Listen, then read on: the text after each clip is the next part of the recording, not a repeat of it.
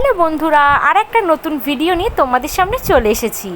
দেখতেই পাচ্ছ আজকে কি আছে। আজকে ইলিশ মাছ ভাপা করব। সকাল সকাল আজকে বাজারে গিয়ে বড় সাইজের একটা ইলিশ মাছ আমি নিয়েছিলাম।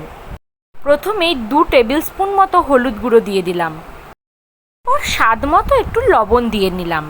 5 চামচ মতো সর্ষের তেল দিয়ে নিলাম, কারণ সর্ষের তেল ছাড়া কিন্তু ইলিশ মাছ জমেই না।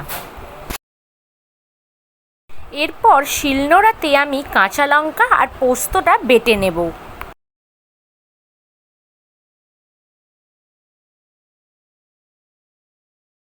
সবকটা উপকরণকে একসাথে মেখে নেব।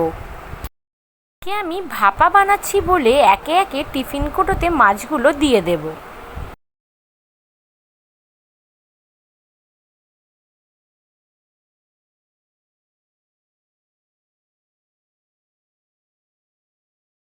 এবার টিফিন কৌটোটা বন্ধ করে আমি গরম ভাতের ভেতর দিয়ে দেব। আমি ভাতের ভেতর থেকে টিফিন কৌটোটা বের করছি। ভাতও হয়ে গেছে আর আমার ভাপাটাও এতক্ষণে পুরো রেডি হয়ে গেছে। দেখো বন্ধুরা, কত সুন্দর দেখতে হয়েছে, একটা স্মেলও বেরিয়েছে, দারুণ। আমার ভিডিও ভালো লাগলে অবশ্যই একটা লাইক করে দিও।